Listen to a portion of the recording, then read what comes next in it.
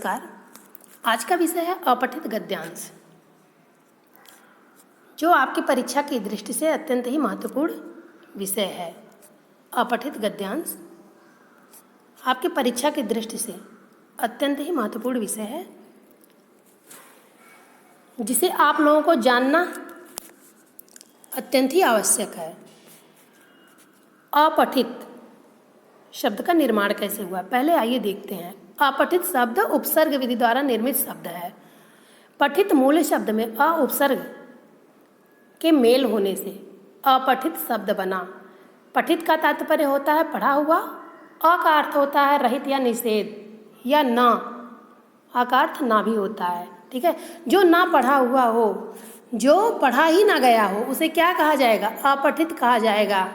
अपठित गद्यांश या अपठित काव्यांश उसे कहते हैं जो इससे पहले पढ़ा गया गद्य या पद्य ना हो। जो काव्य पहले से ना पढ़ा हुआ हो वो अपठित काव्यांश कहलाएगा, और जो गद्य का अंश पहले से ना पढ़ा हुआ हो वो अपठित गद्यांश कहलाएगा। अब यहाँ ध्यान देने की बात है बच्चों कि अपठित गद्यांश ऐसा अनुच्छेद या गद्य का अंश होता है जिन्हें पहले पढ़ा ही ना गया हो, जिन्हें पहले पढ़ा ही ना गया हो, जो पहले से पढ़ा ही ना गया हो। अपठित गद्यांश पढ़ करके स्वयं उत्तर देने से विद्यार्थी की भाव ग्रहण की क्षमता बढ़ती है, इसके साथ ही साथ भाषा पर भी उसका अधिकार बढ़ता है। अपठित गद्यांश के अंतर्गत गद्यांश से ही संबंधित प्रश्न पूछे जाते हैं। अपठित गद्यांश या काव्यांश जो होता है दिया गया रहता है आपके परीक्षा में, उसमें उसी गद्यांश या काव्यांश से ही संबंधित प्रश्न पूछे जाते हैं। अपठित गद्यांश विज्ञान, साहित्य, राजनीति, कला आदि किसी भी विषय पर आधारित हो सकता है। ध्यान देने की बात है, हमको उसमें ध्यान देना है कि अपठित गद्यांश यह नहीं है कि हमारे हिंदी विषय का है तो हिंदी से ही संबंधित होगा, नहीं, विज्ञान से भी संबंधित हो सकता है, साहित्य से भी वह संबंधित हो सकता है।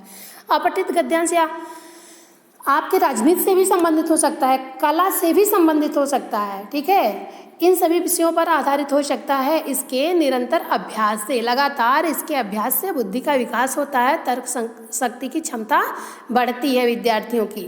अपठित गद्यांश के प्रश्नों का जब हम हल करते हैं तो कुछ महत्वपूर्ण बिंदुओं का ध्यान हमें रखना पड़ता है। जैसे देखिए, अपठित गद्यांश के कुछ आवश्यक पहलू हैं जिनका हमको ध्यान रखना पड़ता है गद्यांश या काव्यांश पर आधारित जो प्रश्न होते हैं उनका हल करते समय। पहला है, गद्यांश को भली भांति मन ही मन 2-3 बार अवश्य पढ़ लेना चाहिए। जो दिया गया गद्यांश या दिया गया जो काव्यांश आपके परीक्षा में हो, उसको 1 से 2 बार ध्यानपूर्वक पढ़ लेना चाहिए। मन में 1-2 बार जरूर पढ़ लेना चाहिए, अर्थात उसका मनन कर लेना चाहिए।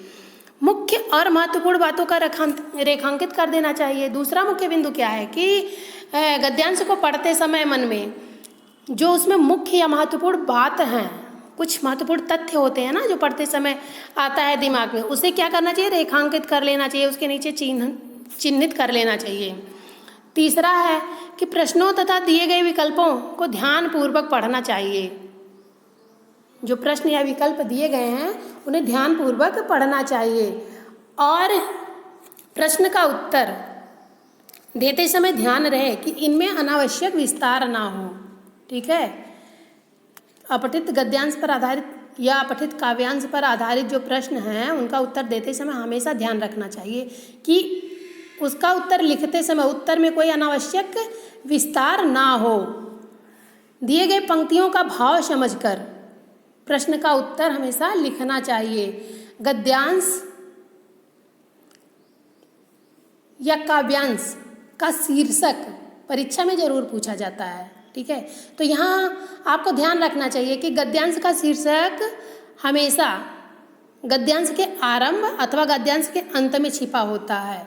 इस बात पर आपको ध्यान देना चाहिए कि उसका शीर्षक आरंभ अथवा अंत में छिपा होगा उस गद्यांश के, और शीर्षक हमेशा मूल के आधार पर ही लिखना चाहिए। जो उसमें मूल भाव दिया है उस गद्यांश का या उस काव्यांश का, उसी में ही शीर्षक निहित होता है। ठीक है, उसी के आधार पर लिखना चाहिए शीर्षक।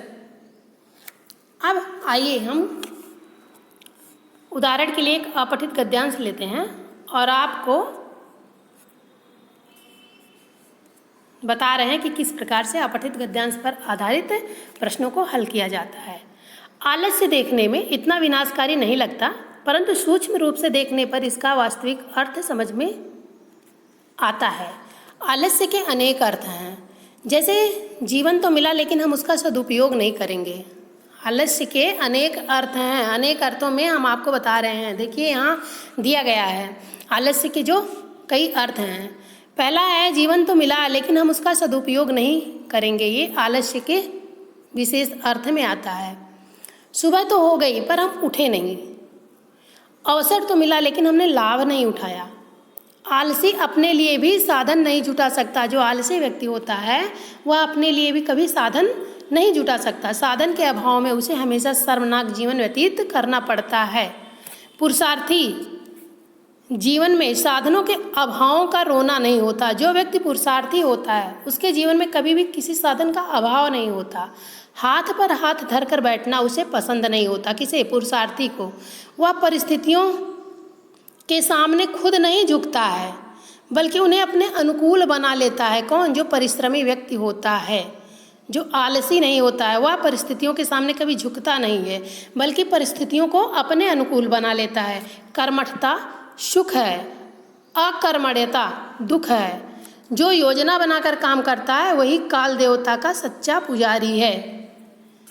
कहने का तात्पर्य है जो व्यक्ति आलसी नहीं है, योजना बनाकर काम करता है, हमेशा वही सफल होता है।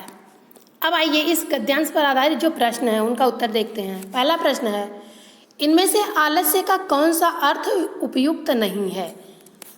अब इसमें देखिए दिया गया है 4 विकल्प और पूछा गया है कि इन चारों विकल्पों में जो दिए गए 4 विकल्प हैं, पहला, दूसरा, तीसरा और चौथा, ये जो चारों विकल्प दिए गए हैं इनमें से आलस्य का कौन सा अर्थ उपयुक्त नहीं है? कौन सा विकल्प इसमें से आलस्य के लिए उपयोगी नहीं है? जैसे पहला है जीवन मिला परंतु उसका उपयोग ना करेंगे, ये तो आलसी के लिए कहा गया है।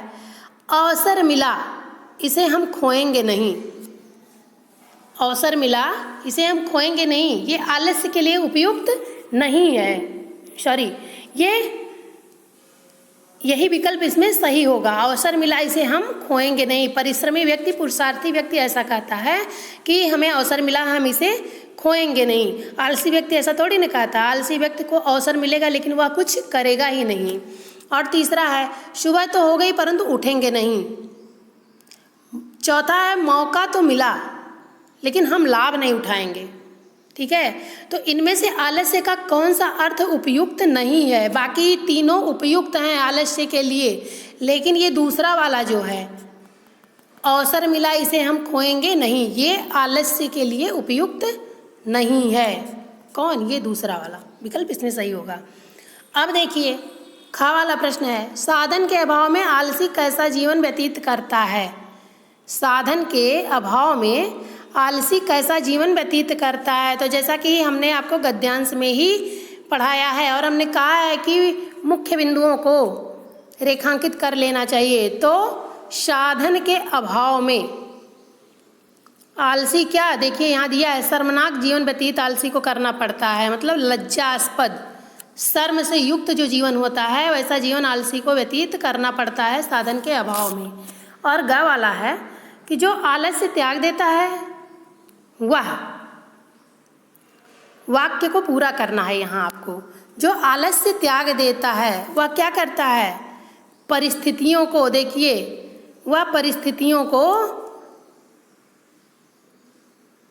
अपने अनुकूल बना लेता है। वह परिस्थितियों के सामने खुद नहीं झुकता है बल्कि परिस्थितियों को अपने अनुकूल बना लेता है। देखिए विकल्प में यहाँ दिया गया है, ठीक है, कि जो आलस्य त्याग देता है वह परिस्थितियों को अपने अनुकूल बना लेता है। देखिए गद्यांश में भी यहाँ दिया गया है। अब घा वाला है, काल देवता का सच्चा पुजारी, अर्थात काल देवता का सच्चा पुजारी कौन होता है? हमने आपको ऊपर गद्यांश में पढ़ाया है, बताया है ना हमने आपको कि काल देवता का सच्चा पुजारी कौन होता है।